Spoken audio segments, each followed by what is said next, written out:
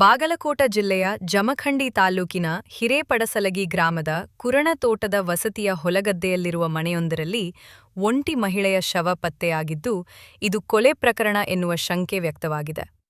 ಕೊಲೆಯಾದ ಮಹಿಳೆಯನ್ನು ಯಮನವ್ವ ತಂದೆ ಸಿದ್ದನಗೌಡ ಪಾಟೀಲ, ವಯಸ್ಸು 45 ಎಂದು ಗುರುತಿಸಲಾಗಿದೆ.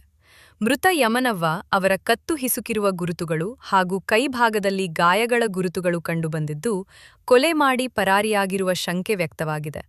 ಘಟನಾ ಸ್ಥಳಕ್ಕೆ ಬಾಗಲಕೋಟ ಜಿಲ್ಲಾ ಪೊಲೀಸ್ ವರಿಷ್ಠಾಧಿಕಾರಿ Siddharth Goyal, DSP Syed Roshan Zameer, CPI Mallappa Maddi, Savalagi PSI Appanna Aigali, AASI Raju Managuli ಸೇರಿದಂತೆ ಪೊಲೀಸ್ ಸಿಬ್ಬಂದಿಗಳು ಭೇಟಿ ನೀಡಿ ಪರಿಶೀಲನೆ ನಡೆಸಿದ್ದಾರೆ. ಈ ಘಟನೆ ಸಾವಳಗಿ ಪೊಲೀಸ್ ಠಾಣೆ ವ್ಯಾಪ್ತಿಯಲ್ಲಿ ನಡೆದಿದ್ದು, ಆರೋಪಿಗಳ ಪತ್ತೆಗೆ ಪೊಲೀಸರು ಬಲೆ ಬೀಸಿದ್ದಾರೆ.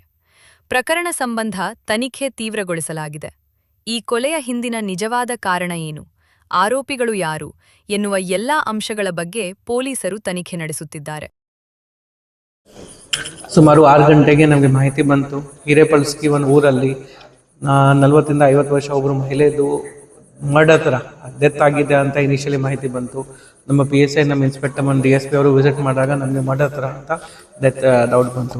ಆ ವಿಚಾರವಾಗಿ ನಾವು ಸೀನ್ ಆಫ್ ಕ್ರೈಮ್ ಆಫೀಸರ್ಸ್ಗೆ ಕರೆದಿದ್ದೀವಿ. ಈಗ ಅವರು ಸೀನ್ ಇನ್ಸ್ಪೆಕ್ಟ್ ಮಾಡ್ತಾ ಇದ್ದಾರೆ. ನಾನು ಕೂಡ ಸ್ಪೀನ್ ವಿಸಿಟ್ ಮಾಡಿದ್ದೀನಿ.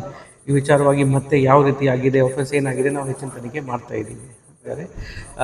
ಇನ್ವೆಸ್ಟಿಗೇಷನ್ ಆದ ನಂತರ ನಮಗೆ ಯಾರ ಮೇಲೆ ಡೌಟ್ ಸಿಗುತ್ತೆ, ಏನು ಸ್ಟೋರಿ ಕನ್ಫರ್ಮ್ ಆಗುತ್ತೆ, ಅದ್ರ ಪ್ರಕಾರ ನಾವು ಮುಂದಿನ ಕೆಲಸ ಮಾಡ್ತೀವಿ. ಮಾಡೋ ಥರನೇ ಅಪೀರ್ ಆಗ್ತಾ ಇದೆ. ಮಾಡೋ ಲೆಕ್ಕ ಹಾಕಿನೇ ನಾವು ತಗೋತಾ ಇದ್ದೀವಿ. ಆ ಸೀರಿಯಸ್ನೆಸ್ಸಿಂದನೇ ಇನ್ವೆಸ್ಟಿಗೇಷನ್ ಮಾಡ್ತಾ ಇದ್ದೀವಿ.